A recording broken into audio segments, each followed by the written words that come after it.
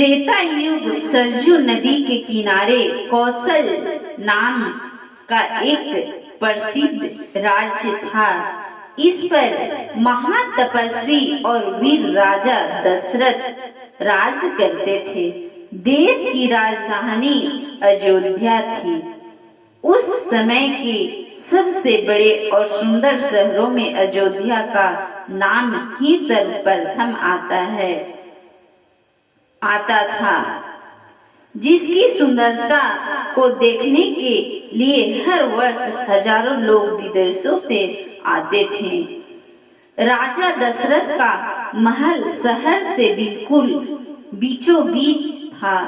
उस महल के साथ सीधी लंबी चौड़ी सड़क शहर के चारों ओर की जाती थी, जिनके दोनों और रंग बिरंगे फूल खिले हुए अपनी भीनी भीनी गंध से लोगों का मन मोह लेते थे। राजमहल के साथ ही राजा दशरथ ने छोटे छोटे खूबसूरत कई महल बनवा रखे थे, जिनमें उनके मंत्रीगण, सेनापति और देश के चुने हुए बुद्धिजीवी लोग भी रहते थे, जो हर संकट के समय राजा को सलाह देते थे। देश पर आने वाले किसी भी संकट के समय राजा उन्हीं सब लोगों में से मंत्रण करते थे। राजा दशरथ अपने समय के सबसे धर्मी और पराक्रमी राजा माने जाते थे। उनकी प्रजा उन्हें भगवान समझकर उनकी पूजा करती थी। उनका राज पूर्व से पश्चिम, उत्तर से दक्षिण तक फैला हुआ था। इन मंत्रियों और बुद्धिजीवियों के अतिरिक्त वासुदेव जी, जो बाली आदि राजा पुरोहित भी राजा की प्रजाहित के कार्य को सलाह देते रहते थे। ऐसे वीर और लोकप्रिय राजा के जीवन में तो संसार भर के दुख सुख होते थे। सुख नाम की कोई चीज उनके निकट नहीं आती थी। संतान का दुख, इस संसार में सारे सुख तो किसी प्राणी को नहीं मिल पाते। यही हाल राजा दशरथ का था। उन्हें जीवन का हर सुख मिला, किंतु घर में संतान न होने का दुख तो घाव बनता जा रहा था। एक के बाद एक करके उन्होंने अपनी 3 शादियां कर डाली, किंतु संतान ना तो कौशल्या, सुमित्रा और ना ही कैकेयी की कोख से जन्म ले सका। यही कारण था कि राजा दशरथ अक्सर उदास रहा करते थे। संतान प्राप्त करने के उनके उपाय सोचे गए। अंत में राजा के मंत्रियों ने यह सलाह दी कि एक ऐसा यज्ञ किया जाए, राजा जिसमें सारे देवी देवताओं का पूजन हो। उसमें ऋषियों मुनियों के विशेष रूप से बुलाया जाए। मंत्रियों से विचार विमर्श करके यज्ञ की बात पक्की हो गई थी। यज्ञ आरंभ हुआ। राज्य भर के पंडित, साधु, संत यज्ञ में भाग लेने के लिए आए। देश की जनता भी इस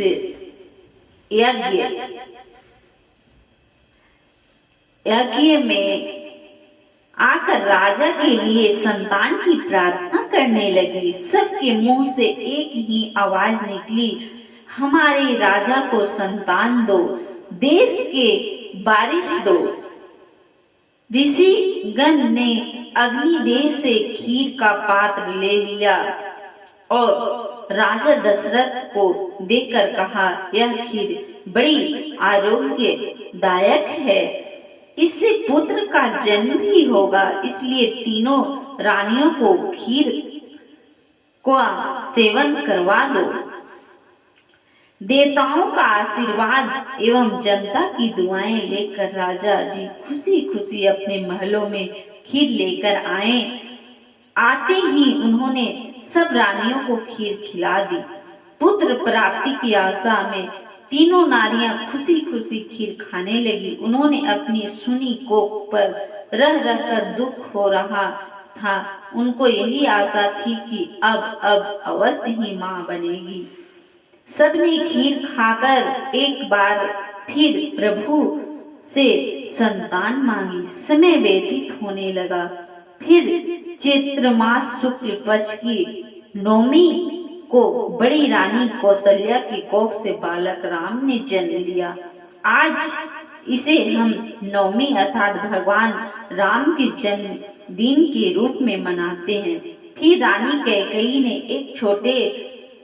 एक बेटे को जन्म दिया जिसका नाम भरत रखा गया। फिर रानी सुमित्रा ने इकट्ठा 2 बेटे को जन्म दिया जिससे में से एक का नाम लक्ष्मण और दूसरा का नाम शत्रुघ्न रखा गया।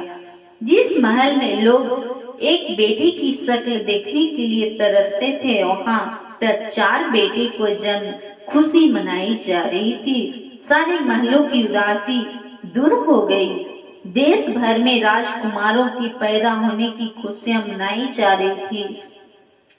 चारों राजकुमार अत्यंत सुंदर थे। बड़े भाई राम के माथे पर एक विचित्र सी चमक नजर आ रही थी, जैसे कोई ज्योति जल रही हो। स्वयं माँ कौशल्या जब अपने बेटे के आंख में झांक कर देखने लगी तो उसे डर लगने लगता है, जैसे कोई को उनसे छीन कर ले जा रहा हो। वह अपने बेटे को गोद में बिठाकर मुंह चूमने लगती है और कान के करीब काला टीका लगाकर कहती, भगवान मेरे बेटे को दुनिया की बुरी नजर से बचाना। चारों भाई एक साथ बड़े होने लगे। माँ बाप के प्यार के साथ साथ उनका आपसी बहुत प्रेम रहा करता था। चारों भाई एक साथ बड़े होने में माँ बाप के प्यार के साथ साथ उनका आपसी प्यार भी बढ़ने लगा था। चारों इकट्ठे ही खेलने, इकट्ठे ही सोने लगे। इनका प्यार देखकर स्वयं माँ बाप भी हैरान थे।